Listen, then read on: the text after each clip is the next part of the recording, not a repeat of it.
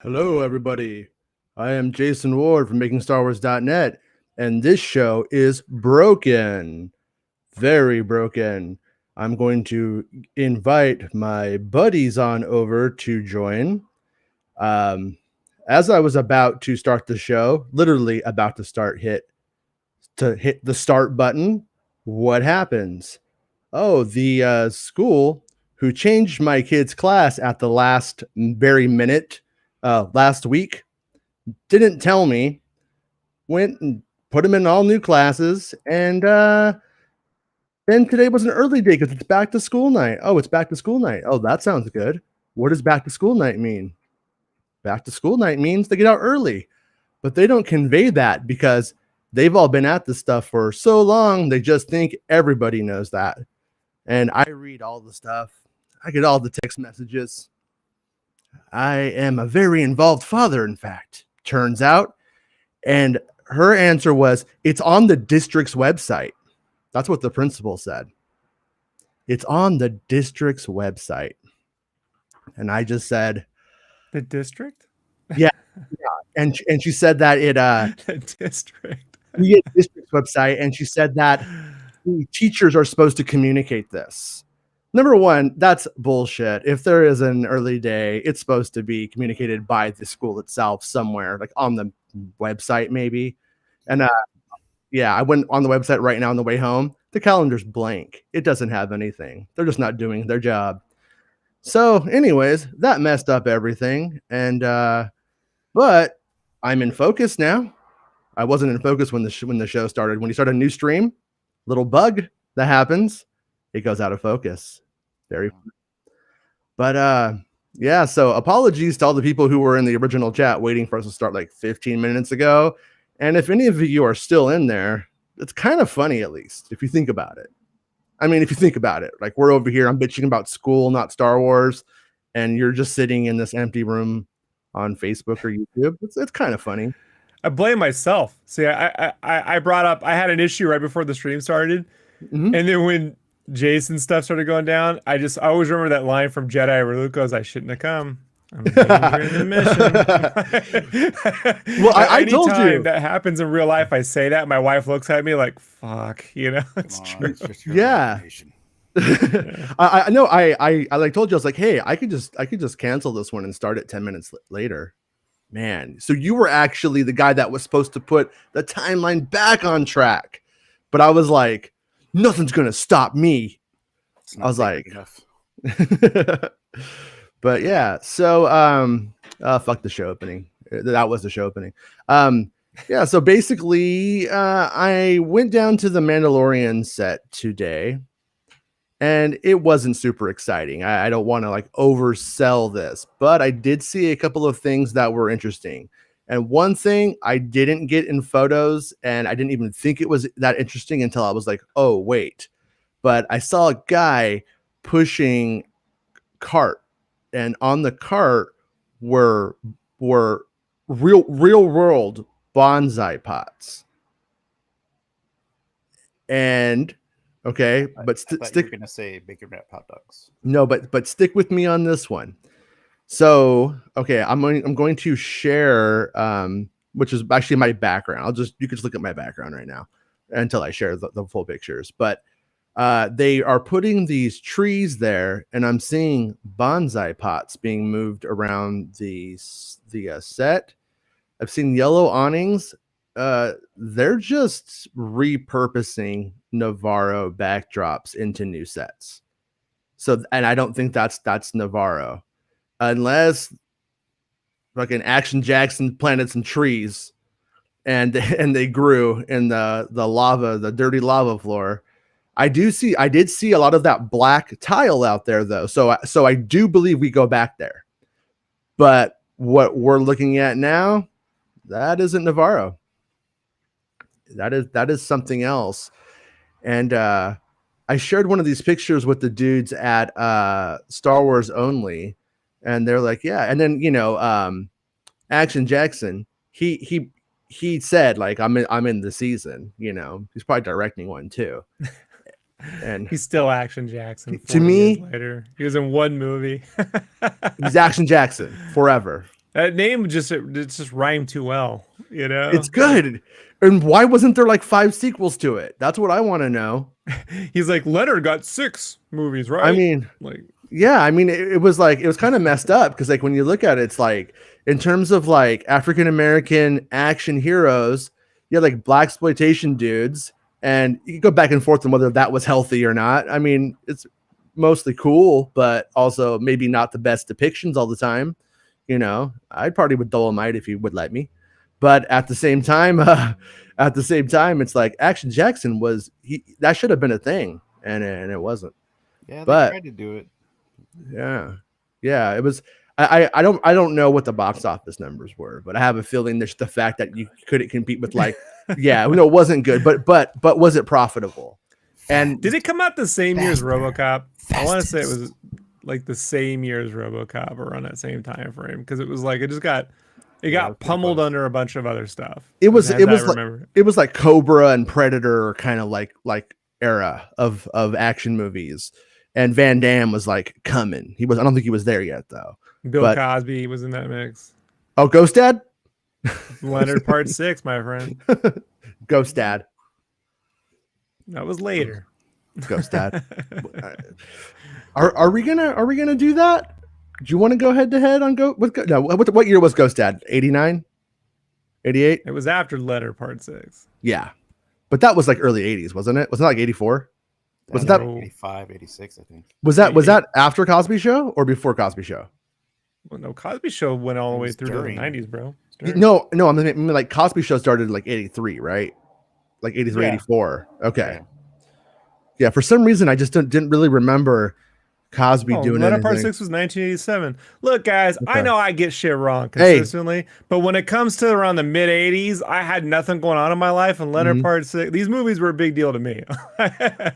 Like, I don't know why. I grew up loving, like, I liked Bill Cosby when I was a kid, you know? And then, you know, Well, yeah. like every other childhood fucking hero I had, right?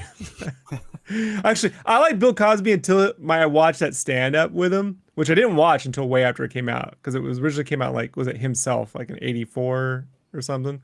Yeah. I didn't see it till like 89, 90. Right. And he was that part where he calls like his kids stupid, right? And he goes, "You're stupid." And then my dad looks at me and goes, "That's right. You're stupid. Don't do stupid stuff." And I was like, and I'm like, Bill Cosby and my dad are teaming up, and I'm like, fuck this guy. Fuck Bill Cosby. You know what? I'm all about Eddie Murphy Yeah. Raw. Yeah. Eddie Murphy yeah. Raw. Fuck you, Cosby. Yeah. Bitch. Anyways, Stupid. stupid. Yeah, but I know this is like a very small blurb at best of this Mando 3 news when you're going to be real about it. But what I do like is that it does appear it's not someplace we've been. Because I mean, you know, if you stop on Navarro, pick up Action Jackson, cool. Like, let's do it. Adventure continues. But I really, really was hoping for a lot of new stuff. I was hoping for Mandalore. And these trees, though, when I'm looking at them, they don't make me think Mandalore necessarily. But Mandalore has a lot of like bonsai kind of styled trees that are like cut into cubes and stuff, if memory serves correctly. I just came back from there right now, so I didn't get to like go and like, you know, refresh my memory and like Google it and stuff yet. But it made me wonder. But it could just be that if they're going to be they might just put a bunch of plants in there or prop plants and put them in front of a shop stall, and that's all that it is. So, you know, don't want to go down that rabbit hole too far. But the Star Wars only channel, I think they call it Chat-Tooing. Don't hate me if I got that wrong. Somebody in chat might be able to confirm that for me. But I watched their stream last night. Wanted to get on the chat, but my cell phone was a little bit low. I like to watch it on the TV and then have the chat on the cell phone. That way I can just watch it on the TV. If I want to say something, I just open it up and say something. But yeah, I'm not gonna watch like a 2-hour show like this on my phone. I appreciate you guys who do though, but not for me. Not with these old man eyes. But that said, they had a Book of Boba Fett scoop that, if accurate and pans out, is pretty big. and pretty interesting and wild, actually. And it's that Luke Skywalker and Han Solo are in Book of Boba. So, and they don't know if it's Alden Ehrenreich. They don't know if it's CGI. They just know, and apparently hit up 2 different sources, and that they believe are reliable, and that each source confirmed the opposite one. One confirmed Han, and one confirmed Luke. And put that together, you got Han and Luke. So is Han frozen in carbonite? So, I mean, because then Han would be in it, but he wouldn't. You know what I mean? It wouldn't have to be Ehrenreich or a CGI Han. It would just be you know. Like. Yeah. I have a feeling he confirmed it was actually Han.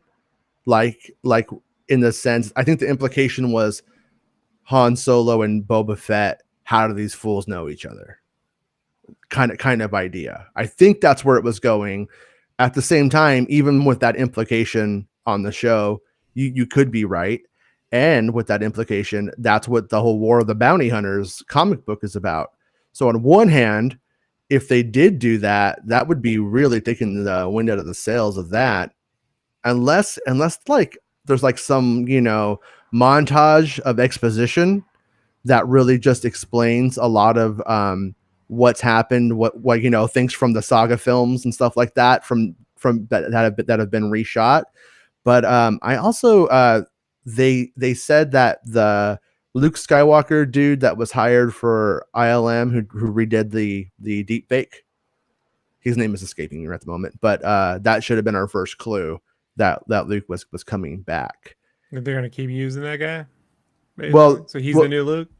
Well, same as the old Luke. Well, no, the visual effects guy is the only. The deep fake guy. A deep fake guy who redid it on YouTube and improved it. If they could pull off a high def version of that early footage we saw in the Mandalorian, the Disney Magic, whatever fucking thing that was, right. That'll look great. And you still gotta get someone to act. That doesn't change much, like. Mm-hmm. And I know Luke plays a little stoic, but that's not always true too. Like, I don't know, like Luke's attitude in Jedi is one that always bugged me. Like, I figure he was just going through daddy issues in that movie, but it's the least acting. I don't know. Like, it's what's the word? It's like Val Kilmer in Batman Forever, right, Jason? Like, he's going through some stuff, but they cut out all the stuff in Batman Forever, so you just think it's stilted acting. Yeah. So I just feel like he's very wooden in that film. He's very, and I'm not saying that it's slight against Hamill. I think they were trying to play it like he's a Jedi, but I just like, that's like when you get like. He was bringing some arrogance with him because he doesn't know to really put it down somewhat. That's what I got from him being a Jedi.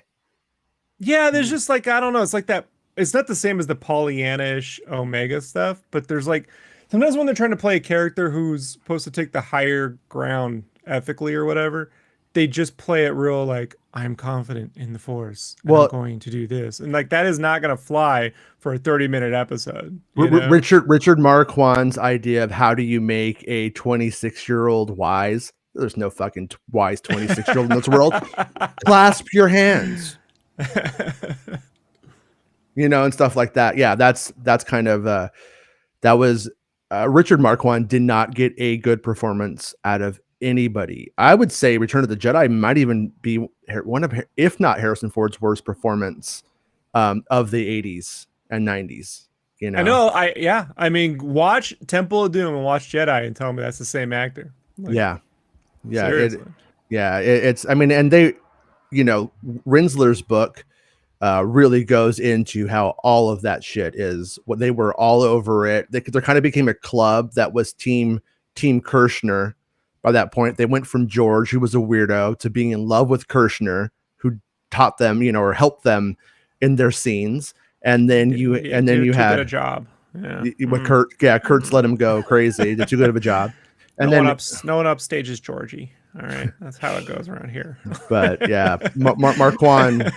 I feel like, look, if I were able to go back in time and sit in the writer's room, because obviously that's what I would do with my wasted time travel potential, it would be an interesting take to have Luke do that sort of stuff, that stoic, boring, and then but in front of people like in Jabba. But then when he's with Han and Leia, I go, yeah. And they're like, what's with the act? And he's like, look, they expect me to be a Jedi. I don't know what to do. Yeah. You know, like I only know 2 of them, and one of them died 30 minutes into the relationship. The other one's a crazy old Muppet. I don't know. If you wanted me to act like the guy who taught me like 2 years ago, it'll be fucking weird. I'll be hitting shit with sticks. Like, I'll be eating all your Sour Patch Kids. Luke is getting upset. Luke Costanza over here, you know. Luke is getting angry. Yeah. but that kind of brings me to like what the potential is for the idea. Like if it's really small and it's nothing.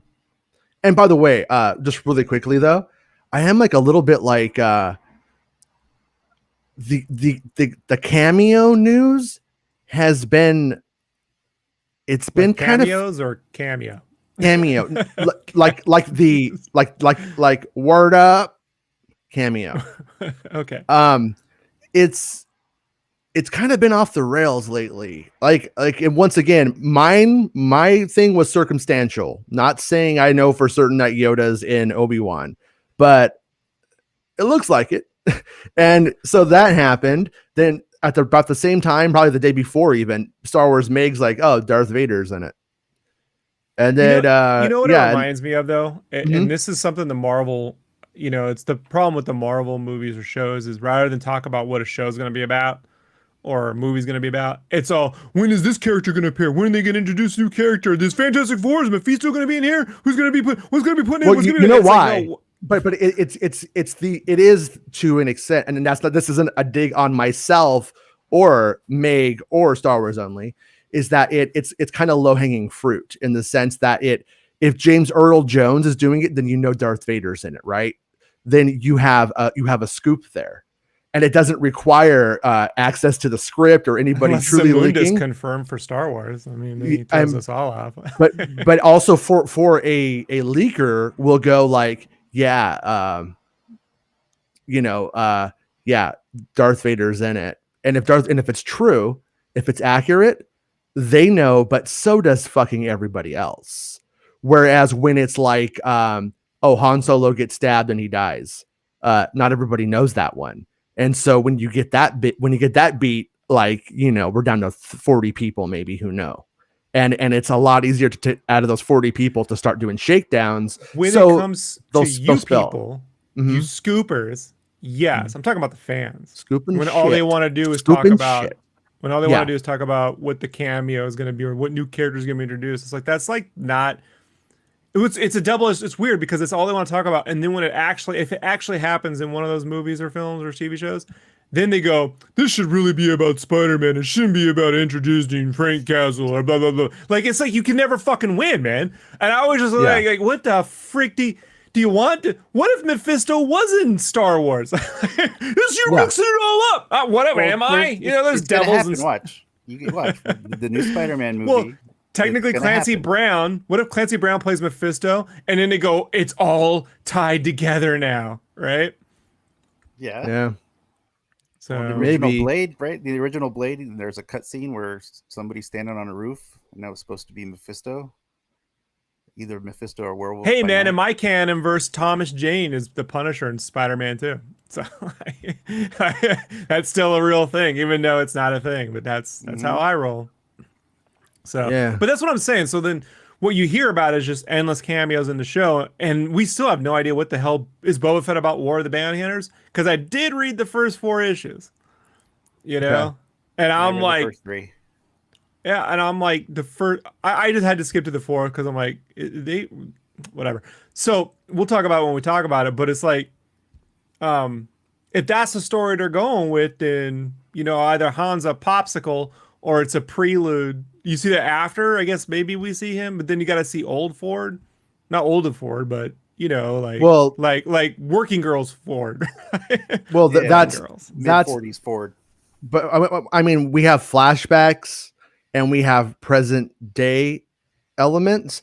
And if the plot is Book of Boba Fett is Boba Fett going and kicking ass on everybody who has irritated him over his life, and he's cleaning house now that he's back on the war path, if you will. That puts Luke, Leia, and Han Solo in the shit show, you would think, unless he has a brain. No, and the right? No, yeah, here you go. Here's what it's gonna be. He's gonna be sitting down in the throne. It's gonna open, and it's gonna be episodes of him. Well, I've been here. Now I'm sitting in the chair. I suppose you want to know how a guy like me got here. And so that's how we're gonna get our flashbacks with Luke and Han and all that, without having to worry about him being on a popsicle. And we need like a 70s song with like the guitar playing, like the like an arpeggio kind of thing. Like no. Anytime they do a flashback, it needs to be the guy who did the voice to Christmas Story. You know. What? I want Fear the Reaper. I want Fear the Reaper playing in the background while he does that narration. And the old man in the boiler took it on one by one. But I mean, you obviously it puts it, if this plays out in that way, it puts it into a weird place, because he obviously can't kill Han, he can't kill Luke, and they should be able to kill him. You know what I mean? Like when you see Luke Skywalker save Mando's ass in season 2 at the end, and what he does compared to what they did, even if you make Boba Fett twice as powerful as Mando, as Din Djarin, such a shitty name still. It's never going to be good. It just isn't. But Boba Fett, if you pick him twice as good, he's still like, Luke Skywalker is going to kick his ass. Not to be like a comic booky checkboxy, like, well, Hulk has this many power, kind of thing. But it's like, it's not really a contest to the Force, I like the name, actually. Oh shit, Filoni likes the name. Yeah, I like it. My other idea was to call him Stew, but no one wanted to call it. So Stew Wars. Yeah, Stew Wars. Art. He was like getting a massage, and he's like, Din Djarin. Oh yeah. I was getting my footsie. I was getting the mani pedi, and I was like, Din Djarin. Oh, I love it. That's the name. I was having my toe sucked by some first-year ILM employees, and and guess what? And I was like, just keep sucking. You could just deep fake that later. Lord Miller. Lord takes the left, Miller takes the right. It's named after the guy who makes my hats. but anyways, yeah. No. In terms of like plot, we run into this place where it's like, it's interesting, and almost has to be like, I almost feel like it had to be a story where it's intertwined. The chance for revenge is there, but then somehow atonement is reached. But on the flip side of it, it's kind of weird if you're going to have a dude in a helmet the whole time. And I've always been weird about the dude in the helmet thing, but it did work for the earlier Mando seasons, But like Iron Man does the shot of Rodney Dangerfield's son's best friend. It does that on the inside of the helmet. And I thought for sure Mando was going to use that because he created the shot. Like I thought we would see that in there. And then they're like, no, you don't see his face. And I was like, I'm fine with not seeing the face. Though. But that isn't my point. My point is you have a guy whose face you can't see and 2 computer people, 2 computer men with a guy whose face you can't see. Like that's going to be that could be really weird. I mean, it's Robert Rodriguez, so I don't expect it to be shit. Like I think that guy could he can handle it. And and then PJ, I'm not ignoring the chat, I just haven't got to it yet, but PJ brings up something I saw on Star Wars Meg Show that Tatooine also says Commander Cody's in Kenobi. Say that 3 times fast. Commander Cody's in Kenobi. Commander Cody's in Kenobi. Can't do it. And he loves it. He loves it. Way up there. I always wanted you, Kenobi, and now I'm finally in ya. Anyways, so he's gonna. Who's the Muppet now? Yeah. Wait a minute. And that plot point, I actually could be really powerful. If it's like, if Commander Cody's just there, then it's going to be like whatever. But if they have a confrontation, if they actually play into the fact that those guys were like war buddies and then he turned on them, that could be a powerful thing. Do they redeem Commander Cody? Does Echo kidnap him, sleeper hold him, dig in there, pull the chip out, bite it with his teeth and throw it on the ground? I don't know, but I mean, or is he still programmed? Or does he team up with Bosk and Bosk becomes the Bosketeer? The Bosketeer. I'd watch it.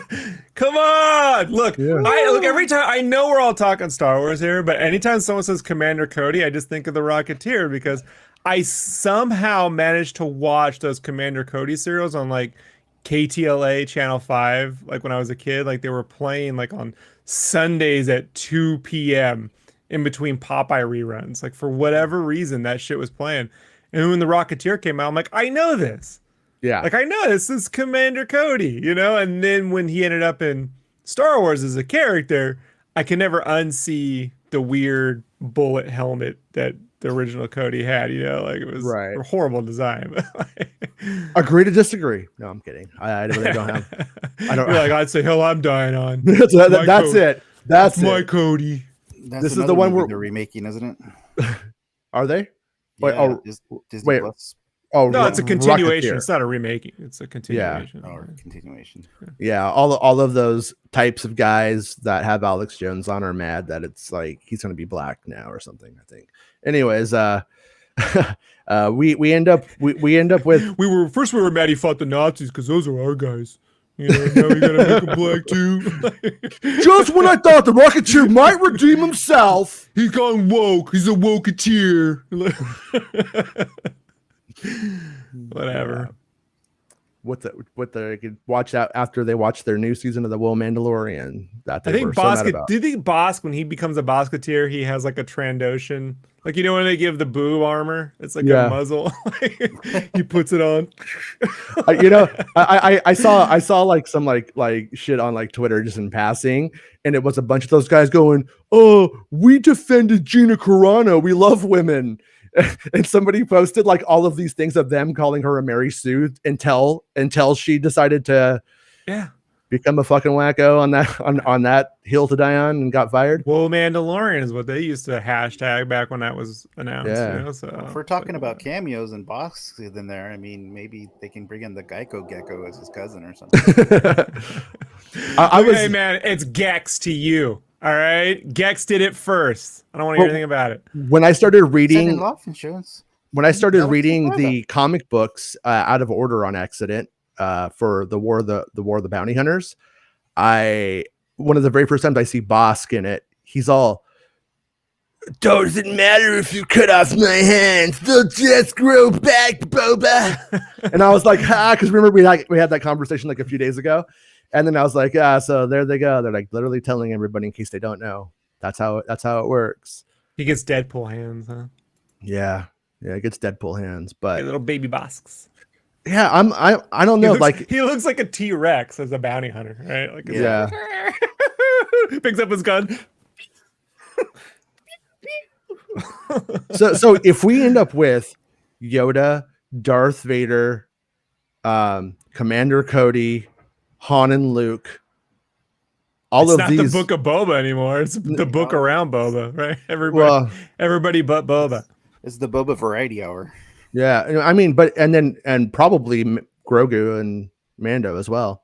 Do we end up with like just a really rad active Star Wars universe, or do we end up with Star Wars Rebels Season 2, where it's like, let's just throw a bunch of, hate to be the guy who cites South Park in that way, but the member berries thing, you know what I mean? Does it amount to that? Because as we are going to get into the book of the War of the Bounty Hunters, as we get into that comic book series, it does end up doing that, but it does it at times really fun. It's in a proper universe with that many cameos, it's going to be like Cannonball Run, Mhm. but with Star Wars, right? Where like, wouldn't it be great in the War of Bounty Hunters that all that happened was his Han Solo's carbonite thing? They attached a rocket and it just went off into space, and everyone's trying to catch him. Trying to catch it. And And it's just this giant race to get to the Han money, right? If they don't catch him, he's gonna fly into the sun. Yeah. Yeah, it's something. I mean, I know it was stupid. It's a little bit more creative than just the typical. But I mean, I guess you could do a bunch of cameos that way. And actually, see the reason why Han made the Kessel Run, he was frozen in carbon. I know it doesn't. And remember, this is Kenobi as well. Space I mean, Space some of these are in Kenobi as well. I mean, so for what it's worth, anyways. Okay. Right. But not just like one. But yeah, I mean, it's like I'm like both excited because I am a guy who goes, oh wow, they're going to have Boba Fett in there, and you're like, okay, and he's going to meet Darth Vader because he would meet Darth Vader. He would do jobs for Darth Vader. There's absolutely no indication one way or the other that it was the first time he ever got a gig from Darth Vader. Darth Vader calls up 6 guys. You think those are the best 6 guys that Darth Vader knows?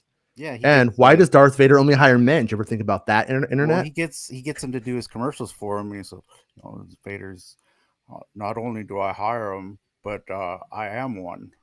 That guy. See, Darth Vader's like Ninja. He's too afraid to work with women again, or he might choke them to death or break their heart. Yeah, maybe.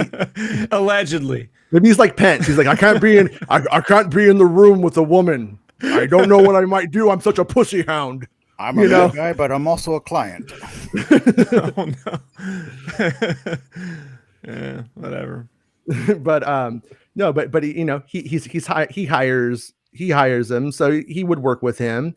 And then the Han and Luke thing that pans out, that also makes sense for the revenge list. Or if eventually, but I have to think that these are different. These could be in different eras, but it's like in the War of the Bounty Hunters, we end up. I'll spoil a little bit of it for you guys, probably, maybe, I'm not sure, but eventually we have Luke Skywalker coming in. Darth Vader's there, Boba's there, and then but what they do for Luke and that is that they end up having Luke on the X-wing. And he tells Leia, I can't get in there. I can't face him right now. I'm not ready. And then he runs a diversion. The plot won't let me do it. The plot won't, no, but look, man, there are very specific guidelines with the Force or licensing. No, the Force, not licensing, that I cannot do. For all the stupid shit they do. This is the one time I'm like, oh, you guys were smart. You were smart this time, though. They had it. Luke's not ready. He stays in the X-wing, does a flyby, and lures Vader away as a diversion. And then is able to outfly him and escape. But yeah, I mean it's like they already had him sword fight in the original Marvel comics already. This is Maverick with Crystal Flyby. Yeah, they end up having them just like fighting out. Everybody was kind of pissed about that one, and they also did a really lame version where Luke runs into Boba Fett in Obi-Wan's house. But then he's blinded, so they don't know. So he doesn't see him. I think Luke was blinded, and so he doesn't know who Boba Fett is. And you're like, I just smell hot dogs. Wheels? Yeah, smells like nitrates and bacon. Yeah, but he eats a lot of pork products on that sleigh or fire spray, whatever they're calling it now. but that's we want this to happen, and we're just gonna be really lazy about how we're gonna go about it to make it happen. And so Luke use the Force though, I don't know. Yeah, but he's blind. He's blind. The Force, he has the helmet blast shield on when he's shooting with the training with the.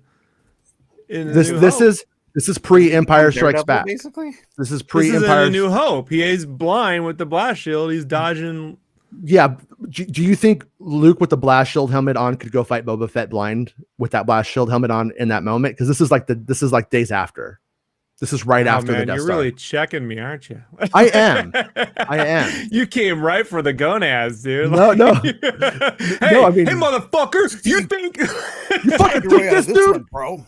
No, Shit, I didn't do the math, Jason. No, you're right, because his power level would be like at a 30, and he was really at like a 42.1 at Empire. All right, you got me. you know.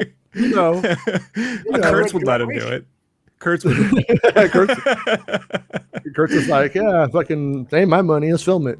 You really think Kurtz wouldn't do it, Jason? Huh? Do you? Do you? Do you? We know Marquand would be a little bitch. He wouldn't do it. But Kurtz would go there. Marquand's a bitch. She wouldn't do it. Kurtz would put Dorothy in electroshock therapy in the first 5 minutes of Wizard of Oz sequel. Yeah, he doesn't give a fuck. He'll do it. I can't believe. Could you imagine? I mean, I know I'm derailing this, but like, no, it's. Could you imagine going to was it 1939? Wizard of Oz came out, and tell hey, well, in the next movie they're gonna electroshock Dorothy. You imagine little Ralphie, like waiting to go get his red BB gun from the Santa. He had to go see the sequel to Wizard of Oz, and he comes out there. It's probably because little Ralphie grew up bisexual, and then they electroshocked him, and he was like, "Yeah, this tracks. This all makes sense to me." No. From the 50s on. I believe his brother was, but yeah, the one who slept under the table. What about those things that were on the roller skates for hands? The Wheelers. The Wheelers and the Dealers. All right, let's see what the chat's saying. They're like, what the fuck are you guys on about? Mr. Lopez, how's it going? It's got to have Harrison's mug. Alden, I don't know. Han looked like that growing up. Maybe. Yeah, well, that's the thing is that it depends on when the flashback takes place. Because if they have it as young Han Solo, then you would think they would go with Alden Ehrenreich. And if it's post Return of the Jedi, you kind of run into that. Well, if you're doing post Return of the Jedi Mark Hamill, why don't you do post Return of the Jedi Harrison Ford, right? I mean, that's kind of where you end up with that. At the same time, could be wrong. And when Book of Boba was filmed, like that was filmed during the worst of the pandemic, when people took the pandemic seriously, when it was the hardest to travel and stuff like that. Could they have got Harrison Ford in there to film it?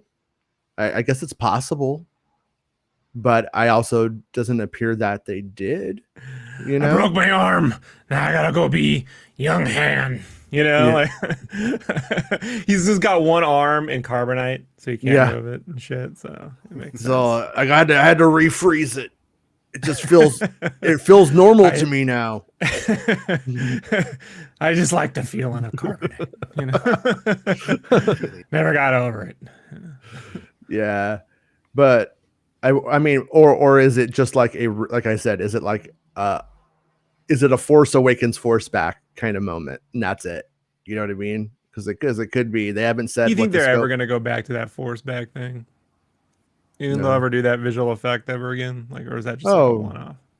Yeah, I think it's. I think if they do an episode now that it was introduced when they do episode 10, 11, 12, if they need something like that. Then I think that's how they would do it. The recap episode is how they do it. Well, you only have you have two options, right? You have Revenge of the Sith, Padme's dying during childbirth with some black blurry stuff around it. That's the worst with the Oculus thing. But I believe that is seeing the future. So I think the vernacular of the visual language is that's seeing the future. The Force back itself is seeing the past. And the future looks like when you look through a peephole. Right? Yeah. Like an apartment with a little. Yeah, it's weird. It's weird. Keeping on Natalie Portman. I mean, it could be worse, I guess. That's weird. Anyways, that's weird. That was weird. Hey, Lorraine, one of these damn Jedi's up in the tree again. Peephole and my wife. Right, I know. You gotta do a little math on that one, but you get the idea. You get the idea. Math. Yeah. Luke falls out the tree. Let's look at the future. Sorry. You think they ever had like a pervert Jedi that was just yes, just doing future stuff, and they're like what would his name be today? It would be like Stu Wars. No, it would be like Stu Land Pervetto. Stu Land Pervetto. We're asking you to leave the Jedi Order because you have looked at the future to see what people were doing. It's Stan Pervetto because he stands the future. Stan Pervetto. Look, man, Stan Pervetto ain't no fucking worse than Dinger in. Like I mean, it's in the No. same West End game style. Like, let's just make up a rando name. His name should just be Darren. My name is Darren. I'm a Mandalorian. This is kind of what it reminds me of. Anyways, he says, Mr. Lopez says he could be a shapeshifter and we don't know about it. That's one answer. And then PJ gave us the heads up on Cody. And then Joel says the Jawa episode in season 1 didn't have any humans in it, I don't think. Yeah, what I'm saying is, I guess what I'm trying to get at is that when you have a conversation between 3 people potentially, and 2 of them are computer people, and one of them has a helmet on, I don't know how that plays. I thought that seems like it could be weird. I don't know though. Did you never watch the Muppet Show? Mm-hmm. Yeah, have conversations with just felt socks for the whole thing, man. Like, but that isn't. You're not trying to do real drama in the Muppet Show. You're not. There's. It's very. Yeah, well, I mean, it's comedy. Mando had, when Bo-Katan showed up and the other 2 Mandos, I mean, you had, 4 Mandos rolling through scenes with helmets on. Well, number one, I don't feel anything for those people at all. I don't feel like there was any real thing there. And they take off the helmets to give it. But what I'm trying to say is... My pathos was low. Han, no, but okay, let me explain it better. Han, Luke, Boba, there is drama there, right? And if they just fight, they just fight. That's all that it amounts to. That's all that it amounts to. If there's going to be a drama there, then they're going to have to talk to each other. And computer people talking so far has not been good. And computer people doing action, you could do a lot of sleight of hand, not see the face kind of stuff and whatever. But if you're going to put any drama into it, and what does that mean? How do you do drama if you're shooting a drama? You shoot close-ups. You're not going to do close-ups in the drama shots because they're computer people. Like I said, I want to be on its side. I want to believe that it works, that it will work, and that it can happen. But I do think that it is. Oh, that's fucking risky if that's what it is. And because you can take it back to Boba. Maybe they break his helmet. Maybe Luke cuts that motherfucking helmet off, doesn't cut the head. He doesn't go full Mace, just slices it open, it pops off. And then we have his face. And then Tamara Morrison can do the close up rage in the eyes and shit can go there. But I mean, I'm not as pessimistic on it as I sound like. I believe they can do it, but I also think that it is like let's wait and see on that shit. You know what I mean? Because what if when they fight, they just cut to Battlefront 2 footage? Like, they just cut right to that and then just insert it. I mean, well, because if that happens, and they do have to avoid a lot of the things that you would do to actually like increase drama in terms of how it's shot. If we end up with all of that writing on the past films, if all of it gets put there and plays out because we know like Luke Skywalker kind of works that way. Like a lot of it is character recognition of a very, very loved character. And then he's just like training without or experience, but whatever he says, it's just like it barely works. Like we love him so much, we allow it to work. How many times can you do that? How many more of that will the audience accept before they go, what? That looks fucking dumb. See, because that was I think one of the natural reactions to that moment is that looks fucking off. Like that's a natural reaction. But in that moment, we loved it, and we love Grogu, and Grogu going to Luke is an idea that we love so much. So Han, Boba, and Luke fighting it in that way or having something there, like it makes me, like I said, it just makes me kind of go, oh God, I hope that works. I'm just not that confident in it without more details about what this is. That's what I was saying. They're gonna have to hire actors, so then that comes into, is that Alden Reich or is that, like the actor that played Luke, who's in B&D fake? But even then, like that actor sitting there. Okay, so he's doing something on set that they do like on it's called mimicking. You know this, like on Master and Commander when like Russell Crowe's playing the violin, like he studied some violin really hard for like a few months, but then on set it's a master violinist playing it, and then I'm gonna beat the shit out of this violin. then the two actors are like doing they're pretending while that other music is actually they're mimicking, Right. at the same time. And it's pretty good, but it's always like ADR. It's always a little, if you know what you're looking at, you're like, no. Yeah, that's but my problem watching guitar playing on TV. right, if you have no idea about guitar, you're like, oh, that's fine. But I always liken it to like, all right, we understand computers, but go back to watching people not understand computers in the 90s where they they do the or the Kermit typing, right? Yeah. Right, it's the same thing. So I guess the Muppets aren't the answer to everything, are they?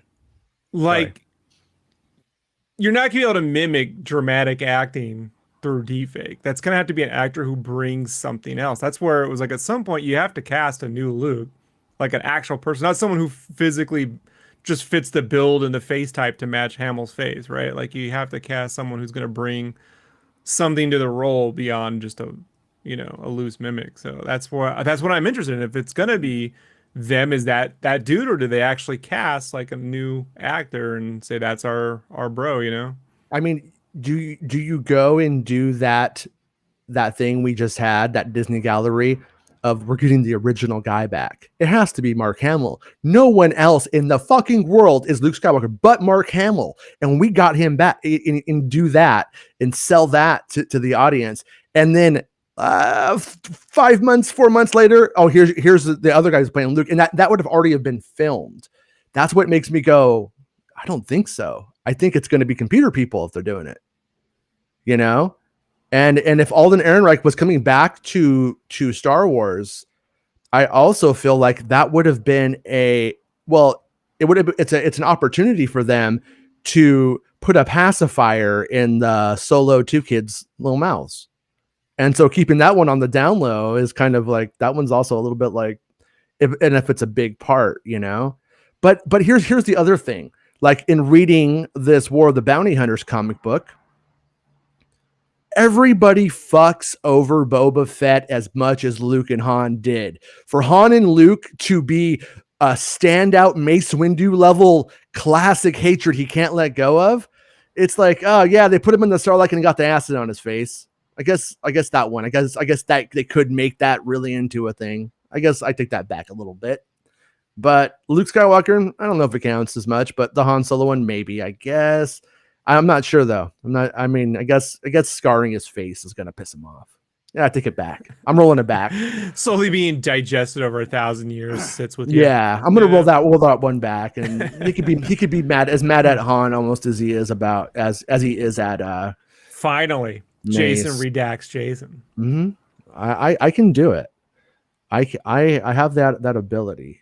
My problem with the story for whatever, if this is what they're covering in the Book of Boba, and I was hoping it'd be more like an anthology show, but with each episode's a little point in his life, right? That we never got to see, Right. If it's really just going to be about getting out that Sarlacc pit and what happened, I mean, like the War of the Bounty Hunters, to me, it's like, is this just replacing Shadows of the Empire now? Like this is the Shadows of the Empire. It wasn't Shadows of the Empire, it's War of the Bounty Hunters, because that's right. exactly what this feels like. Like it's the same. This is what happened in between 1 and 2, and I'm like, have we done this how many times now with this? So is this one for real, or will it be redone in 20 years? Which one's the canon? I don't know. So yeah, I feel like that they are in a weird place with it. Like I think that they should have just recast Luke Skywalker for Mando. They should have found their like new Luke and said, this is our new Luke, and started doing it, that way it's there if he's there when they need him. They could have easily gone, we don't want a CGI Mark Hamill. No one wants that, right? We don't want that. So like what they did with Carrie, right? We're not gonna, and then they just CGI'd Carrie. Here's actually her face, and they show you the footage in this Luke episode. There, see, we boop. Yeah. Oh, you did the JJ lies of JJ. JJ is a And they redid her makeup digitally as well. But it ends up it ends up like in a place where like I do want to see Han Solo in the show, and I do want to see like Luke Skywalker doing stuff. Like that's who doesn't want to see that, you know? So on one hand, furthering this computer jazz, I'm all about it, because if it ends up taking us there, then cool. And I feel fans have come around on Alden quicker than they came around on the prequels, Yeah. you know, or anything else. Like, for sure. Yeah, like in 3 years, everyone's like, actually, it was pretty good. Versus took 10 for people to go, I miss, like, it really was the Clone Wars cartoon around season 3 where people started going, I missed the prequels. It's actually pretty good. Like, yeah, so. and the fact that like things come out now, so when somebody like has like a hardline stance, they don't have to like necessarily live and die by it how they used to have to. You know what I mean? Like if you came out and all your friends knew you hated Attack of the Clones and you wouldn't shut the fuck up about it for 3 years, everybody remembers that. But if Rogue One had come out the year after and then you just moved on and kept moving on and then he changed his mind. But it did become kind of like an identity for people to hate something, you know? The heck you say? Right? Ryan's like, what? What? This happened? Yeah. Yeah, watch it'll just be like flashbacks of holograms or something like that of all of them. Right. Yeah, it might be. But the other, the other thing is, I guess to consider though is the technology has moved on. Like whenever we see something a year or two ago, it was kind of coming to fruition 3 years back. You know what I mean? It takes long for them to go, we trust it, we're going to try it, and then to do it. And we don't know what kind of, at least I don't know what kind of leaps they might have made between now and then. You know, that there might be a ton, it might be way better than it's ever been, and I just don't know about it. And when we see it, it's going to look great. They trusted enough to use it on Indiana Jones. And they're doing a lot more of that stuff on this Indiana Jones movie than I thought that they ever would. And this Indiana Jones movie, they don't want to look CGI at all. Oh, you know? What about that? Someone was saying that Phoebe Waller-Bridge is going to be the new Indiana Jones. Yeah, we were going to talk about that. We'll just talk about it now. Yeah, how fucking like I'm getting right to the punch. Yeah, how fucking dumb is that? I mean, that is. So if you ask me, number one, it isn't true. It's I think it's a perversion of the Mutt Williams rumor, that she's going to take over and be in her own spinoffs. But instead of going right there, they go, no, she's Kathleen Kennedy had a new idea. She's changing the whole movie. It's like, she's not going to change the whole movie after they filmed it and then make her the main character in a movie called Indiana Jones. Yeah. Like, Kathleen Kennedy will fire a bitch. She has to. She doesn't give a fuck. She'll do it. She's not going to fire Harrison Ford. She's an Indiana girl from an Indiana world. Yeah. just fucking like what a stupid like rumor that is just. I mean, I really think you kind of almost have to have shit for brains to be like, what? Are you serious? Fucking Kathleen Kennedy. She's at it again. Like, no. Fire her! I must use chaos magic, making it happen. Chaos magic. Fucking idiots. Yeah, it's like, it's just so stupid. And but I believe that because I really do think that Phoebe Waller-Bridge is like super fucking talented, way underrated, and hasn't had like that. You know, I mean, Fleabag's cool, but yeah, she hasn't had like a film role that really puts her into a place where everybody's like, oh, her, you know, oh, it's our Phoebe. Like she isn't there yet. But could she do that? I actually think that she could. And I think that she's a lot more, I mean, I think she's super hot, but she's also like 5'10", and she looks like she could kick your ass if she needed to. Like she could fucking fight you. Yeah, she could fight you if she had to. And so I buy her in an Indiana Jones style action role more than like Scarlett Johansson, just to be honest. You know what I mean? Like like they make it work. They're just like, you know, with beautiful, like Angelina Jolie in a fucking action movie, like they make it work. But it's you have to like really buy into it. I feel like she can be an action lady. You know, I want Matthew Berry to be the new Indiana Jones. I'm telling you, he's my pick for Wolverine. Jackie Indiana Daytona. I've been saying this. Jackie Daytona needs to be Wolverine. You know, I know he's short, he's hairy. He literally believes he can steal anybody's girlfriend without even trying. Like that is Wolverine, and I know it. Modern pornography. Yeah, he is the inventor of modern pornography. So I just think that someone's trying to find a way to create bullshit controversy, right? Like that controversy around these films because they don't have any. Wait, you know? really quickly, can we say it that way every single time now, and never address it again? If you saw this episode, you're in the joke. Otherwise, you just hate us. And maybe they're just trying to see if they can get Man's Gold to like reach through the internet and choke him. Like, like I know if we say this is gonna get Man's Gold really mad. You know, like when he tweets out to me, "There's no S in my name, dipshit." And I go, I know Man's Gold. Like, sorry. All right, Max Xanadu is listening to us in between her Lyft rides. She's like a Lyft driver. So we're going to call her out right now. And we're going to say, hey, you need to ask the next person who gets in what their favorite Star Wars movie is. And then you need to argue with them about it. Don't do that. Don't do that. She gets like there's like Empire Strikes Back. Oh, you mean the bad one? You mean like the worst one? My favorite Star Wars movie is First Contact. You know, I really think that's the one that tied it all to what? That tied it all together. What? It would be the Christmas special. Yeah. But anyways, so the Indiana Jones thing with like Phoebe Waller-Bridge. I think she's going to be a big part of that movie.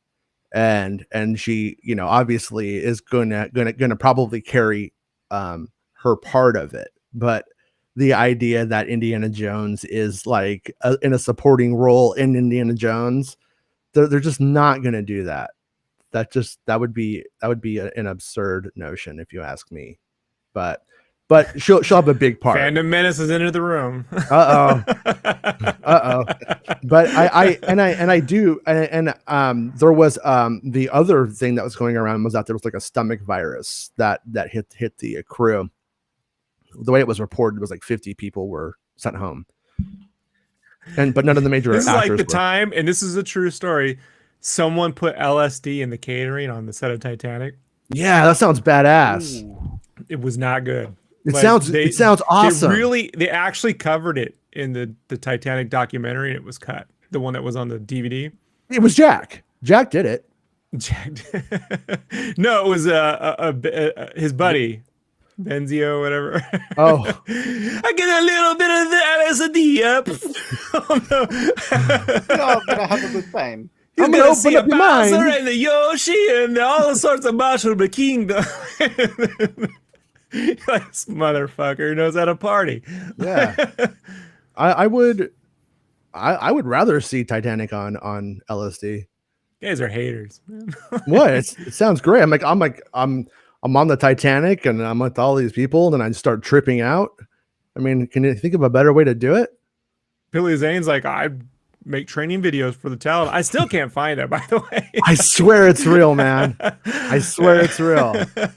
And the more you say it's real, then in my head it's creating memories of vaguely remembering that, and I don't believe they're true. Like, you know the way our minds want to create memories sometimes? Like it's way, like the Costanza, it's not a lie if you believe it. No.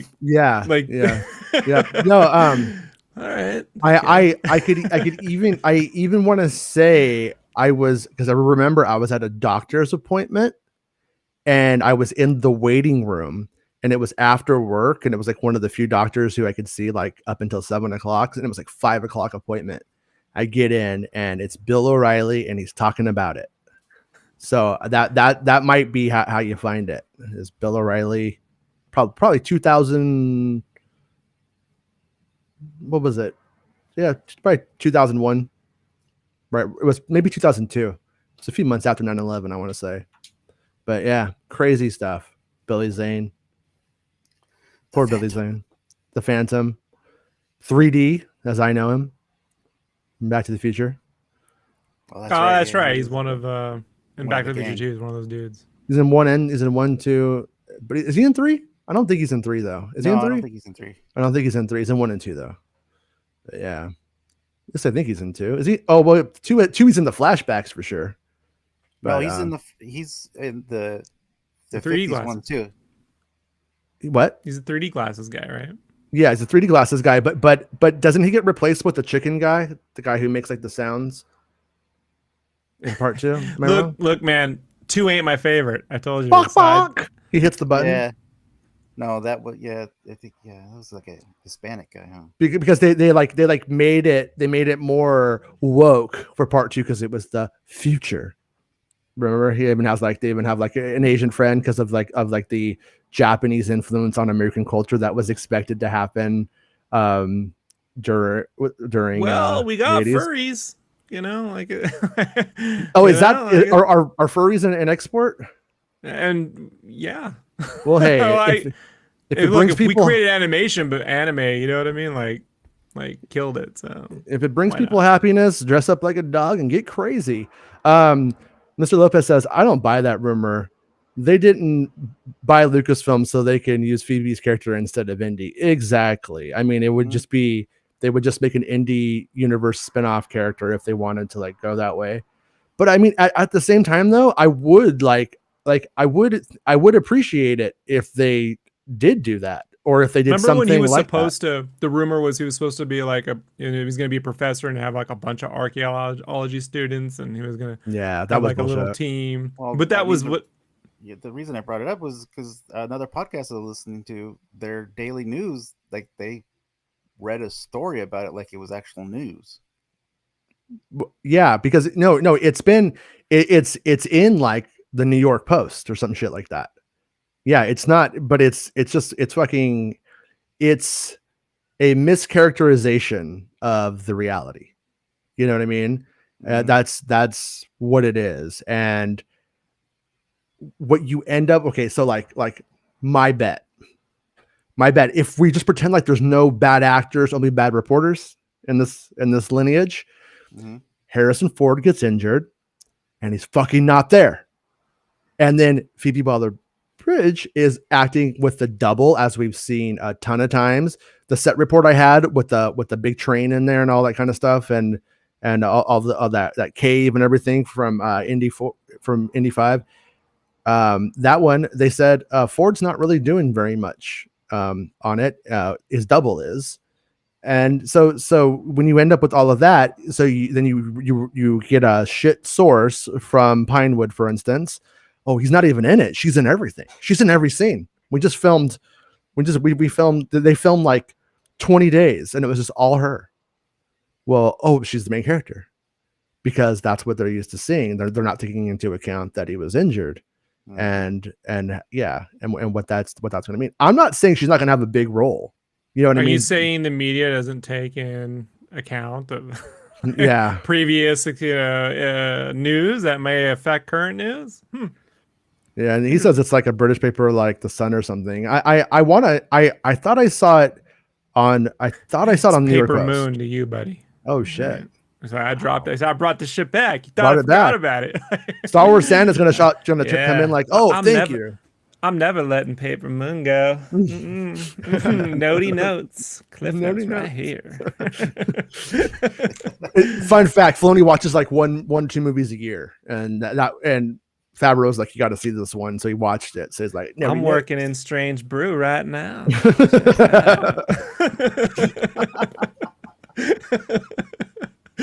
Makes sense. Can't stop me. Can't stop me now.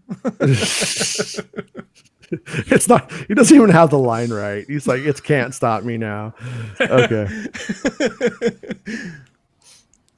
Well, I'm going to try to do a Chrome tab, show you guys some stuff before I forget. So that's been my background. Not the biggest thing ever. There you go. And then this right here, just a piece of panel pulled off. That's from the side of the wall, but you can see how they are adding this print.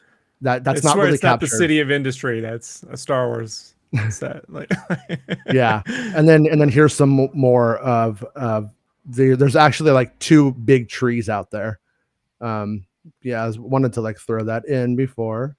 And then the first thing that came to my mind when you said the yellow awnings and the new planet, I was like, because I remember reading one of the Zahn books and they went to Bimasari.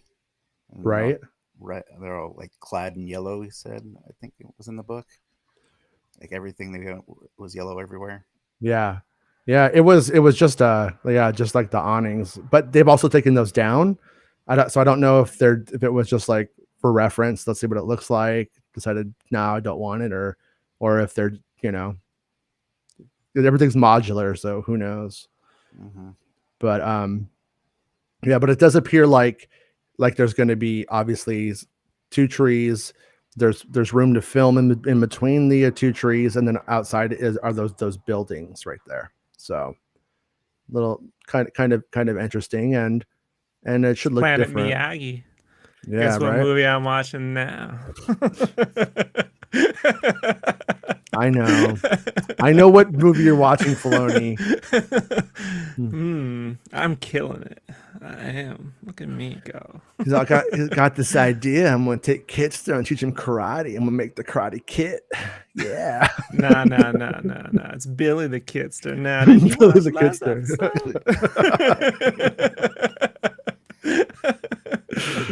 I woke up laughing about that one. That's how fucking nerdy I am over some stupid shit we say. I was Kidster.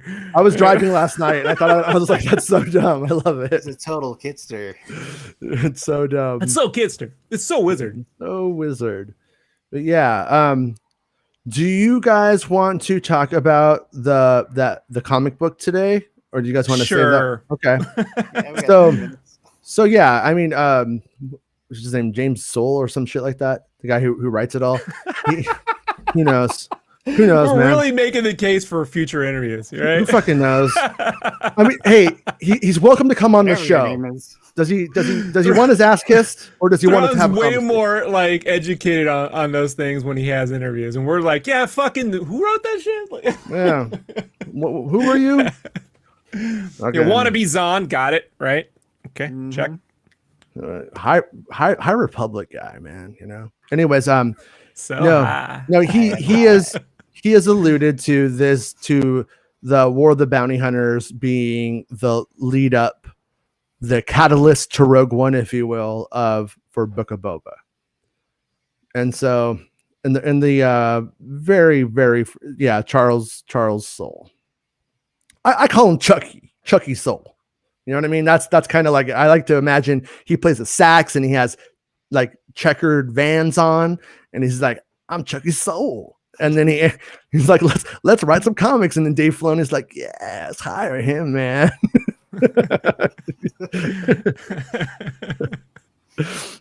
Anyways, so series opens up and it answers the question of what happened when Boba Fett put Han Solo in the back of the Slave One and took it to Jabba's house. Spoilers, he didn't go from A to B. No. He put him in the back of his trunk like they did in Goodfellas. Mm-hmm. Yeah. Like they did with Padme's body in Revenge of the Sith, if you read the subtext. Right? Yeah. I mean, where was she? They had to, right? They had to bring her back. Oh, he did have to bring her back. So at some point he... Does he force move her? Oh, that's weird. He's like, I'm a dead body. I'm not touching it. Don't touch me, man. She's kind of stiff. She's like, Kenobi, I'm dying. Can I have a hug before I die? He's like, ew. This is a moon. No gravity, right? Can we just punt her? We just barely push her. She will eventually get to Naboo. Right? He's all, I have an idea. We'll just shoot her out into space and tell her family about where she is. look, Kenobi, this isn't like a cool 1930s roadster. All right, you gotta like, you can't just drive her like you're on the 405. They shoot her out into space, then she lands on a planet like Star Trek, 2 or 3, the Genesis. Oh, project. Genesis. Yeah, Geonosis. Oh no. She lands on Naka's house. Anyways, Oh, no. but Obi-Wan and Yoda probably like look at each other and they're just like, should we do it? And Yoda's like, luminous beings? And they're like, yeah, luminous beings. Throw her out. We're at this crude matter. Anyways, so yeah, Boba gets ripped off, right? That's like the gist. Somebody steals Boba Fett's little big old tube of soap, this big old bar of soap called Han Solo. And then you end Solo's the MacGuffin. Oh, and I should say What? it actually happens. He's not totally incompetent. He's flying. Those goddamn fucking Ugnaughts don't know how to carbonite shit, right? And it starts to malfunction. And I think it kind of like you can kind of see his hand starting to kind of come That's through. because Lando didn't want to pay for union wage Ugnaughts. He just got scabs, and Yeah. they did scab jobs. So Yeah. that's what you get. Lobot's a numbers man. Lando didn't hire himself. He just had Lobot do it. And Lobot's low numbers. Yep. Yeah. Low wages. and he gets to pass the buck too. He's like, it wasn't me. It was the computer man. You know, It wasn't me. It was Nick Nolte. I'm Lobot. Hey, Lobot. what we doing here? Is why I don't talk in the movie. I don't care what you say. I'm Lobot. Lobot's Eric the actor. I am Lobot. I don't pay people. Lobot and me. All right. Anyways, Lobot and me. yeah, we'll have Lando do a Ramones cover next time. Anyway, so he's the guy. He's one of the he was a Dexter Jetster, right? Yeah, he's a Dexter Jester. And he's written like one too, which I thought was kind of weird. I'm not sure like it's kind of weird. Do you guys think it's like a good idea when a writer makes that choice? Like this species is like a character that I'm basing it on, so he kind of is written like him. But even though in like Clone Wars we saw one in a huge arc that was nothing like the guy, I don't know. Pet peeves. I don't know what the right answer is. Familiarity is really big with Star Wars fans, so I can kind of see. Spoilers for Rob's take on the first 3 issues. The first one's the only one that I like in terms of the art and the writing. Right. Mhm. The others are fine. It's just not my cup of tea.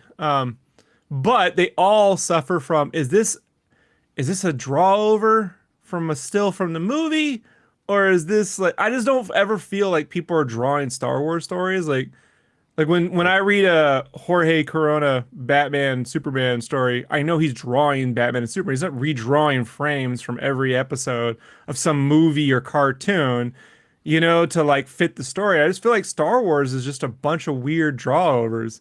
And this is Right. the least of them. Like McNiven does a good job of making it his own, but at the same time, it feels like the writing is the same thing. It feels like write-overs. Like, let me just take this voice and plug it in there so you all know exactly what it sounds like. So we hit that tone of Star Wars. Like, I don't know. Like, that's my problem with this. I can't hear the voice of the writer. Some people don't like when they hear the voice of the writer. They just want to hear what they know, but then you never go anywhere. When Yeah. you do that, you're just getting the same fucking thing. It's like when you're playing, Shadows of the Empire, and you're like, there's the Joel McNeely soundtrack, there's generic John Williams loops. Like there isn't like a consistent vision, right, for the tone of everything. Does that make sense? Yeah. So that's my this again, that's a redraw, right? Clearly. That one is. That's why I picked it. Yeah. I was like, and then the other one is, probably just a helmet for reference. It's probably and my very question easy. with the first issue, which again is my favorite so far of the 3 or 4 that I've read. I've read the 4th one, but we'll just talk about the first 3. Does this before?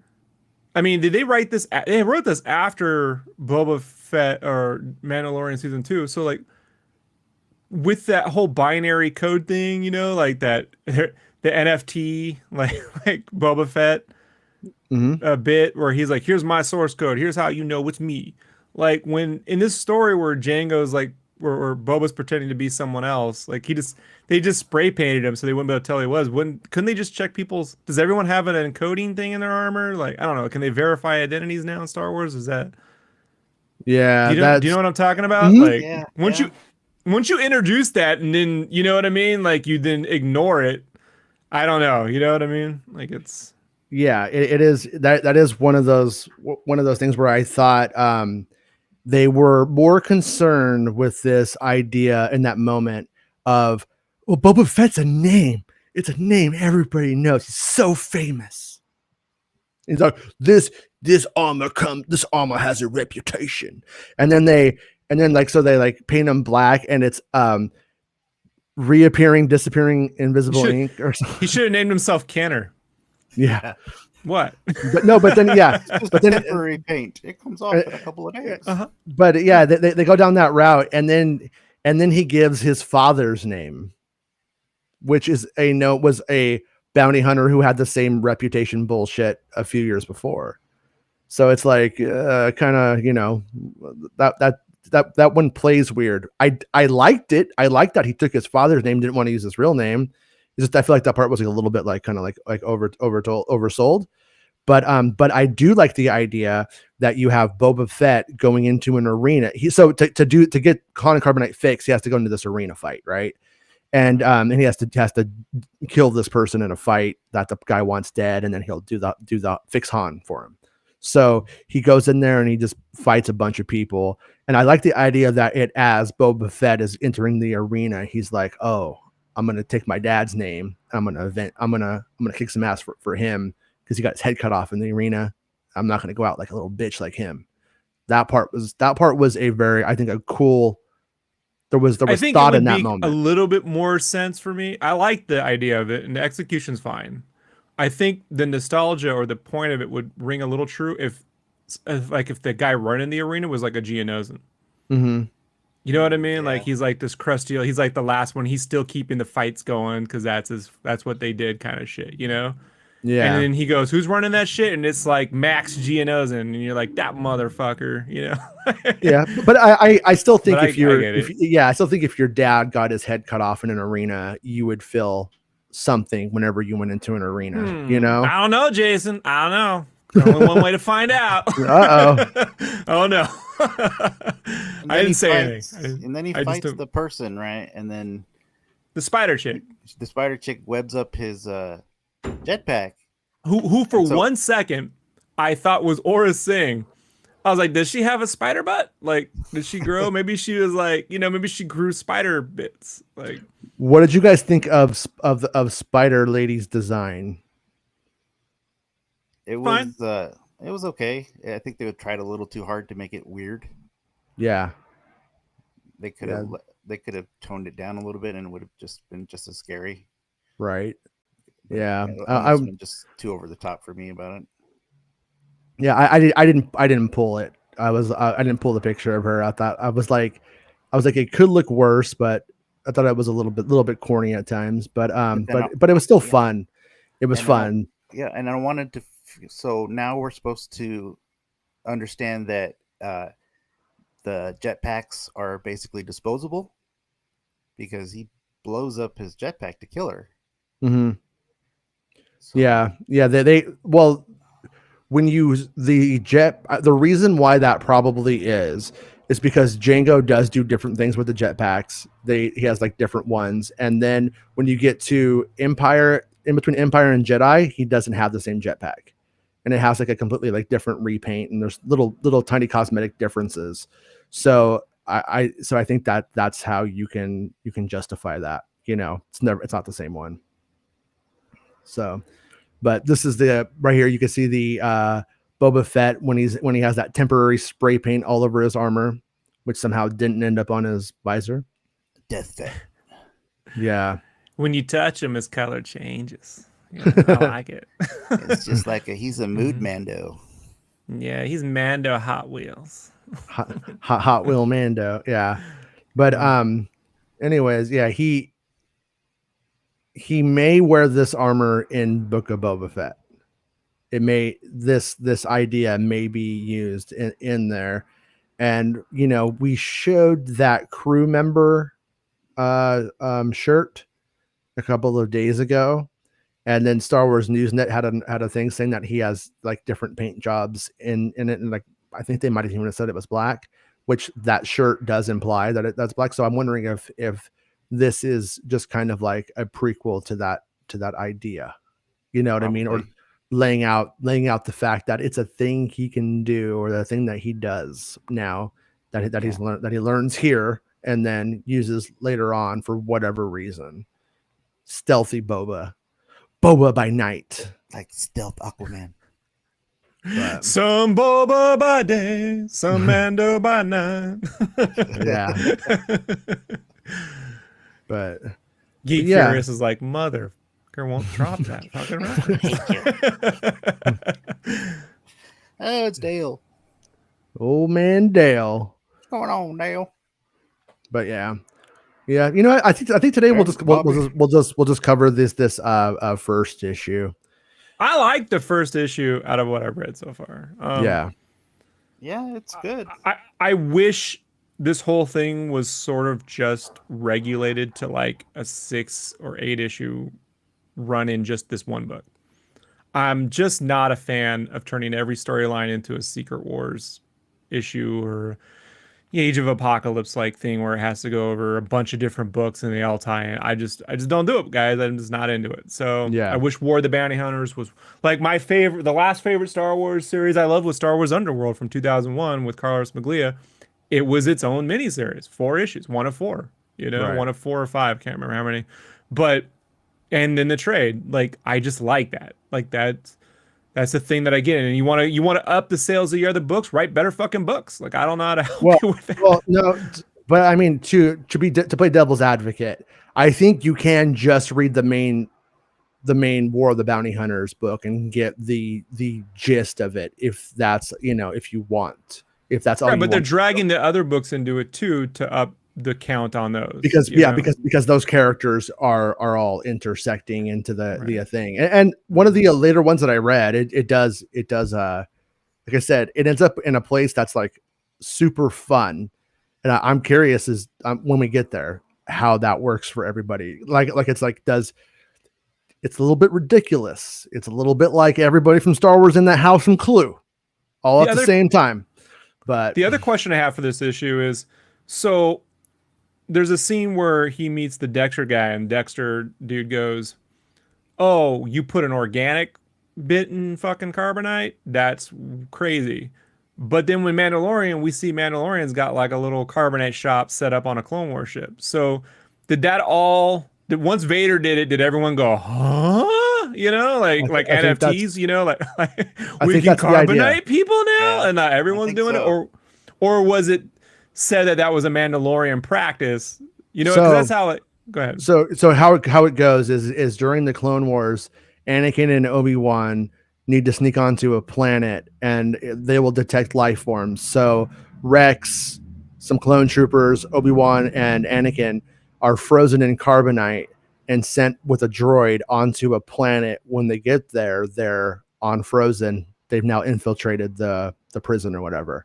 And so that's where Anakin, Darth Vader, has the idea and knows that you can do this, and then doesn't need to do it ever again until he wants to capture Luke Skywalker and bring him to the Emperor, and figures out that he's too powerful, and then decides, well, this carbon freezing chamber is crude. We're going to test it on Han Solo, and then we're going to do it to Luke. And then they, of course, successfully do it to Han Solo. Luke jumps out because he's spry. And then, and people aren't doing it. But when we see the carbon freezing chamber on the Razor Crest, that's the only like place that you can take it. Is that it? Once they saw that it was something you can do for bounties, or that you can do for that, it became a thing. I mean, everyone's got to get one now, like vaping or yeah, or right. Tesla it's or the new something. Peloton. And then Elon Minch, right? right? Sells them exclusively now. Like he cornered the market. He disrupted the market on carbonite. And now people who really need carbonite to like actually like run facilities can't get a hold of it Can't because get it. they up the price on everything. All and- out. Created the shortage. Yeah. When you go to Galaxy's Edge and you eat in the restaurant, you can see that they have the restaurant is in a shipping place, like you eat inside like cargo containers and stuff, and they have a little carbon freezing chamber on there that's like a mini one for like freezing porgs and stuff like that to ship them out as food to eat. How is there not a Nestle's Crunch style carbonite popsicle that like that has like a and then you crunch into it and it's got that creamy center? Did they ever make a porg like Easter bunny, like chocolate Easter bunny? I'd eat the Like a shit out of that right now. Cadbury? Yeah, That'd no, be not a great. Cadbury, just like a giant, He's like got a a giant Yoki chocolate center? bunny, like a chocolate bunny though, but a porg one. I wonder if they ever made that. But They should put them on skewers at Galaxy's Edge. Like, but yeah, and then like that's where I was like when they were like, oh, they put in an organic. Is that like the word for human being or Yes. for a living Yes. organics. organics? Okay, because I was like, they put They food used in it there all the again time. in the third issue, Okay, the Luke or the second issue, the Luke one, whatever. yeah, okay, yeah, because yeah. So he goes through, fights the spider lady, then he ends up winning, and then it doesn't pan out. Did we learn in the first issue who stole Han? Oh, no, you kind of get the sense of it after that one with the skull face dude. Okay, The what's a guy? The Yeah, I know. fucking He's got the bounty mask hunter. on. He's got like a Vader type mask. Yeah, But, him and the other bounty hunter from Empire. I'm Oh, okay. brain farting his Oh, name. Dengar. Dengar, thank you. right. Yeah. So I guess it's alluded that's what set that up, kind of thing, because they put the word out, right? And then Forlom and all them are the ones who like go to that spot. It's a little bit of a Pulp Fiction, Yeah, right? yeah. I mean, If I was I the actor who played Dengar, I'd read that and be like, damn, I look fucking good. Bruce Harry Willis. and me. Bruce Willis looks a little Dengar these days. I buy it. Old man Dengar. what do you guys think of the using the Han and Carbonite as the MacGuffin though to spawn an event like that they intended to do here? I a told little you, just felt hacky. like this is the new Shadows of the Empire. Like Mhm. this is sort of what's replacing that. Sorry, Jeremy, I'm gonna cut you off. No worries. I said it's just, I feel it's a little hacky. A little hacky. Yeah. Yeah, I mean, I don't know. The War of the Bounty Hunters is over Han Solo's fucking body. Frozen butthole. Like it's just like War of the Bounty Hunters should be like, hey, maybe the Empire is gonna crack down on bounty hunters now. You know what I mean? And we're fighting for control. I don't know. Like one of the major Hutts died, and they all like, I don't know, something. But, Yeah, I think it was really smart in the sense that it allows them to bring in everything by making that the bait. You get the Empire in there, you end up with everybody after him. Everybody's I think involved. they're also pushing to give us a history of Kanji Club too. Yeah. There's a lot of kanji. Remember one of the, I think Kanji. I meant to Kanji look it Club. up, and I'm drawing a blank on the name because I'm Got a lot stupid. of Kanji Club. No, in my scoop for Star Wars Ragtag, the unproduced game, Yeah. the crime family in there is named in one of those issues. I don't know if they had come up anywhere else before this, but that crime family is named in there too. So which I thought was interesting. But yeah, so I'm with you though, Jesse, like in the sense that I don't really like the carbonite thing that has like a very simple, it goes from here, then it goes to Return of the Jedi. Like that's where you want it to be kind of thing. And then that is a bit, but then when I look at the opportunity for what it brings, I'm like, that's why I asked the question. Cause I'm like conflicted about it in the sense that I'm like, eh. And then on the other hand, I'm like, oh, but you get to do all of these things that make for like fun stories. And that's always like that's always like the balance is like what's really fun, but then also what's like believable and okay, and doesn't kind of like tarnish doesn't play too much with when I say canon, I mean the canon with the capital C, kind of stuff. Like if it turns out, if they went and did a story where like Leia met another guy and got pregnant and had a baby in between Empire, and you'd be like, what? That'd be a real Tracy Morgan got her pregnant. You got her pregnant. Yeah, that'd be great. She has Tracy Morgan's baby. And then that's episode 10, 11, 12 is Leia's Tracy Morgan baby coming back with the Force. I mean, like, or the child support test. I need that paternity test. Yeah. All right, I gotta go. I'm gonna go pick my kid. All right, man. Have a good day. And yeah, we will call this an episode. And tomorrow we will delve into the second issue. Tomorrow we'll actually delve into the second issue. Yeah, I'm not sure how much. Yeah, take off, dude. Go. I already had to get my kids early. I'm lucky this time. But my kids, and I have no one in my life other than my wife and 2 dogs. So she doesn't want to see me at this time of day. She's like, I'm working. She's like, I'm working. Yeah, she's like, I'm your show. I'm no one until 4:00, dude. I'm like, but everyone knows my name on the show. No, I see what you did. Look at Major Derlin over there. What? We all can't be cool and go to sets, and you're on the set of Cheers. The set of Cheers today. In my studio, a lot of times it feels like I'm on the set of Jeers. There's a lot of artist angst in this room, buddy.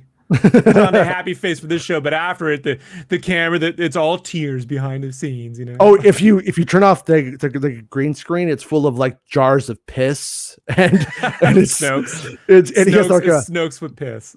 He has like little Snokes and jars of piss, and he has like a Brian Wilson style tennis ball he throws against the wall. That yellow fluid is just Palpatine's piss. Like it's a Palpastream. Palpastream, yeah. It's like the Soda Sense. They send you updates, so you can just mail it to you. Man, every time I see a Suicide Squad thing, and I think of that Pepsi promotion, and I'm like, they didn't. That you said they didn't. The Suicide Squad drink. Suicide, yeah. It took me a long time, but I've come around to it, and Is it a great idea? A little bit of every idea. soda that they make into one is the Suicide drink, and only bring it out every time they make a movie. Like, it is the come on. I'm with you. You could never use that, because when I was a kid, I was like, you can never call a Suicide soda because of the name Suicide. But the minute they put Suicide Squad promo on sodas with the first film, I'm like, now you can do it. Like, this is, and how else are you gonna sell some of that shit, like Fresca, Mountain Dew, like all this shitty sodas? One of everything we got is in this can. I love Fresca, by the way. Fresca's good. AJ wants to know, what next do you have a show with Jason and Jason? We did one on me and Rob did one on Saturday. I think Jason he doesn't like does he? It's yeah, AJ. That's what that is. AJ wants to fight you. AJ is like, not with that guy, with the one who knows stuff. I think he may be free this weekend. I'm not sure. We've been talking about in DMs. We've been talking about UFO shit like the last couple of days. So usually that ramps up, and then if he's not busy with his kiddos, which I totally respect, then he goes, all right, I'm on. I'm ready to do the UFO show. And Rob has to do his own show. So I know you hate his guts and you think he sucks. But he's only here like every other UFO show or so, right? Like, because like he has whenever Jason's not on is when I show up, and that's the ones they don't watch. I get the 2 thumbs down during the live streams. I'm like, thank you. Thumbs down. But this guy. Yeah. And they made like a new UFO office that doesn't really have a name yet. But I want to talk about that on Saturday. I want to like look into that and talk about what that can mean and stuff like that. And AJ loves you. I love you, Rob, and your old school sitcom backgrounds. What? It's not old. What? What? Old? It's timeless. Yes. Timeless. It's on the cock. Peacock. Peacock. What? Yeah. that's hey man, it's their fucking channel. I don't know who thought that would be the best name ever. Imagine if everyone instead, everyone's grabbing Plus now to be their streaming service, Yeah, Disney it's Plus. it's awful. What if it was Apple cock, Disney cock? Disney cock. They took the wrong fucking idea from that. Yeah. Yeah. What my sports on Foxcock? Bro. Yeah. And they're like, no, guys, it's not. Oh no. Oh. And so then Disney, they go, it's Peacock Plus. I don't know. Yeah. I mean, I am I stupid because I am stupid, but am I stupid in that I don't even know why it's called Plus? Like, what the fuck does that even mean? It's like you're starting a fucking math problem and you're not finishing it. Like, it's Disney and more. No, it's not. It's just Disney. If it were 1996, it would have been like Disney, virtual Disney online, like some like literal description of what the site Disney is. Excel. Something like that. No, wasn't ever because Disney Channel was already taken. And honestly, they should have just called it Disney Channel, but I guess DCO, DC. I don't know. Well, DC. they would want to differentiate it from a past product, so it'd have to be like a new name. But Disflix, whatever, Disney Plus, I guess. Easier to say. I mean, remember when Nintendo came with Nintendo Wii, and then it was like now everyone had to have some weird fucking name for their product. You can just call it, like Super Nintendo. It had to be. Disney, Disney with 2 eyes or something. Oh, dude, if you want to see some rad boobs, dude, just go over to Bebo and just type in boobs. Yeah. What? No, everything's like Google and Bebo and all of the like fucking just like these names, or even Vivo. What the fuck is that? It's a music thing. What does that even mean? But yeah, they just pull in a lot of bullshit. I don't think anyone's taken Max after HBO. I like HBO Max. I think it's a good service, actually. But well, isn't it just because it's Cinemax and HBO put together? I don't know, man. Yeah, I think it is, and that one makes sense. Is that what it is? Yeah, I like it. People don't like it, but like I don't. So I have a smart TV, but I always hook a PC up to my TVs. I don't use any of those in TV features, so I just use the internet with every TV I buy a PC, hook it up, and that's the fucking box. Like I just connect the internet to the TV. That's all I care about. So I'm always using the internet version of everything on my TV. When people are like, I can't, it doesn't work right. I'm like, just fucking get a PC, guys. Like what? You don't even have to. You could get an Apple Pi, or sorry, a Raspberry Pi these days for like $50 and have a better streaming setup than whatever's built into these TVs. Oh yeah. No, I bought a very nice TV and. In 2016, and now here we are.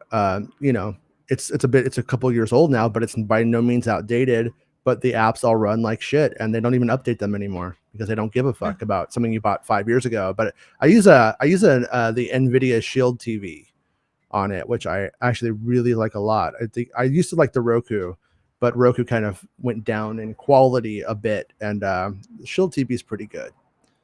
But which is pretty much what you're doing probably when you get down to it. I just paid $200 for it. Windows 10, so right. I just buy a PC and I hook it up and it always works. So but people, I don't want to spend $700 on my. I do. I never want to worry about watching anything. I want to watch an MP4. I want to watch a MVV, whatever the fuck format. I just want to put on YouTube. I do not want to deal with anything other than the basic internet. Like that's just my stance on everything. Same. I get it. Yeah. The War of the Bounty Hunters, though, dude. Oh, the last thing we should talk about before we leave. Did you see the trailer for the Hunters? The Hunters game on the Switch? Oh no. That came out like right before the fucking stream, bro. So, shit. I wish you had told me. We would have played it. Yeah, when something happens, tell me. I was running to school to get kids. It's all a cinematic. There's no gameplay. So but that's why I want to. You should just do one of those 4-minute. Let me watch this, and then you do that thing. The thing you do. I like it. Yeah.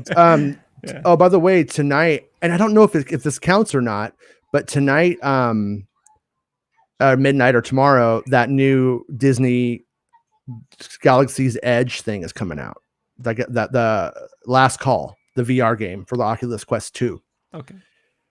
But there's a if you put in Oculus 30, you get 30% off on Oculus purchases, but it's an in-game purchase, I think, on that one. So I'm not sure if I'm not sure if in the end you end up if you could use that or not. But if you can, though, right? but if you can, yeah, it's $10.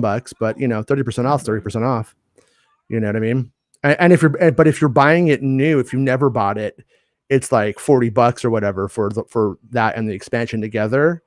And on that one, you buy it and you would get 30% off that. So that ends up being a couple bucks too, before we go, I will check that thing out because I am curious about that game. I love Fortnite. I'm just not really into the idea of a Fortnite competitor. I just don't think it's a good idea. It just seems kind of dumb to me. Joel Can't wait says to watch this video. Joel says it would have been called Disney 2000. I love that. Disney 2K. Disney 2K, yeah. And then Y2K happens, they had to change it. And then AJ says, thoughts on Luke Skywalker using a yellow lightsaber? Well, that's issue 2, right? So we were gonna wait to get to there, but yeah. So yeah, I haven't read issue 2. I read it out of order on accident. So yeah, go read it. We'll talk about it. Yeah. Yeah. On just off the cuff, if he uses any lightsaber that isn't his own, just as good as any, considering that they were introduced in the Clone Wars, so they were. It's already actually filled with Palpatine's piss, so the yellow it's in canon. It's Sith, yeah. They crystallize it. They have red and yellow sabers, but the yellow ones are just asshole Siths, right? Well, what you're going to learn in episode 10 is that if they would catch a Palpa stream midstream, they shoot that with a laser, and then the laser flakes of urine and laser that singe, they melt down into a diamond, and that's what they put in the lightsaber. Little known fact: Darth Savage came up with that. That's the Fred Savage Sith, right? He pisses in his saber and he attacks the Jedi bullies. Oh, yeah, it's 80s canon. It's real. It's real. Yeah, but we'll talk about issue 2 tomorrow, and yeah, fun stuff. But anyways, my kids want a snack now because it's about the time to get off school and they're used to that snack, so I gotta go. But I didn't start the show with an opening. I'm gonna end it with that one too. Bye.